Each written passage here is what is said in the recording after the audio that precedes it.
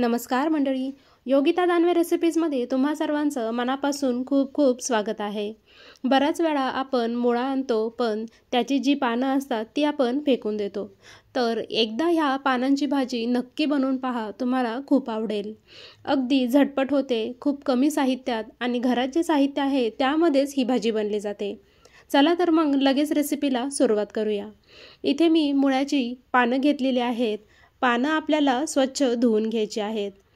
मुळ्याची पानं घेताना बारीक बारीक पानंच घ्यायची आहेत, मोठी पानं घ्यायची नाहीत। मोठी पानं जास्त खरखरीत असतात, त्यामुळे ती घ्यायची नाहीत। इथे मी मुळ्याची पानं स्वच्छ 2 पाण्याने धुवून घेतलेले आहेत। मुळासुद्धा असा मी बारीक कट करून घेतलेला आहे। काही गोल आकारामध्ये कट केला आहे, तर काही असा चौकोनी कट केलेला आहे। तुम्ही तुमच्या पद्धतीने कट करून घेऊ शकता, पण असा गोल आणि काही चौकोनी केला ना तर भाजी दिसायला सुद्धा छान दिसते। इथे मी कढईमध्ये तेल घातलं आहे। तेल थोडंसं तापलं की त्यामध्ये आपल्याला जिरे घालायचे आहेत। जिऱ्यानंतर इथे मी बडीशोप घेतली आहे।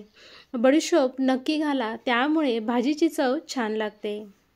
यामध्ये हिंग घालूया आणि जे छोटे छोटे तुकडे केले आहेत आपण मुळ्याचे ते सुद्धा घालूया आणि छान यामध्ये परतून घेऊया। मुळा घातल्यानंतर 1 ते 2 मिनिट परतून घ्यायचं आहे। आता यामध्ये हळद घालूया आणि छान असं एकत्र करून घ्यायचं आहे। 2 मिनिटाची आपल्याला याला वाफ काढायची आहे, त्यासाठी झाकण ठेवूया। 2 मिनिटानंतर झाकण उघडून पाहूया। इथे आपला मुळा शिजलेला नाही आहे, त्यामुळे पुन्हा 1 मिनिटभर याची वाफ काढून घेऊया।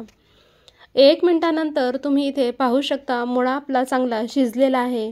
आता आपण जी मुळ्याची पानं घेतली होती ती इथे मी कट करून घेतलेली आहे, ती आपल्याला यामध्ये घालायची आहेत। मुळा असा शिजला ना मग त्यामध्ये ही पानं घालायची आहेत। पानं घातल्यानंतर खालीवर करून घ्यायचं आहे, त्यामुळे सगळी जी फोडणी आहे पानांना सुद्धा व्यवस्थित बसेल। हिवाळ्यामध्ये जास्त प्रमाणात गाजर, वाटाणा, मुळा अशा बऱ्याचशा भाज्या येतात।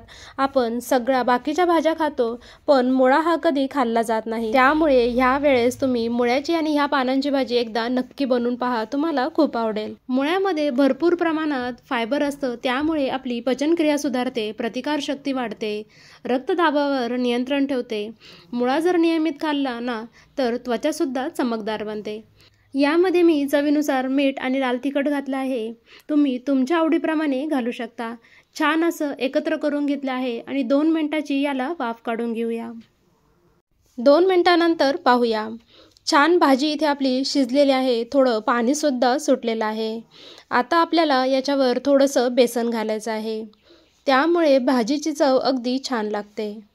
बेसन घातल्यानंतर 1 मिनिटाची वाफ काढून घेऊया, म्हणजे बेसन आपलं व्यवस्थित शिजलं जाईल।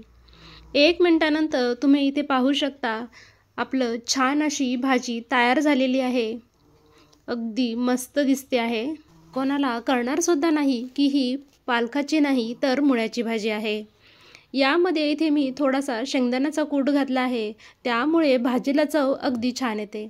शेंगदाण्याचा कूट घालणं ऑप्शनल आहे, नाही घातला तरीसुद्धा चालेल।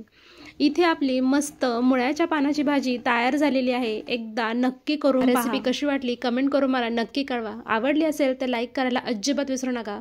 पुन्हा भेटूया अशा छानशा रेसिपीसोबत, तोपर्यंत धन्यवाद।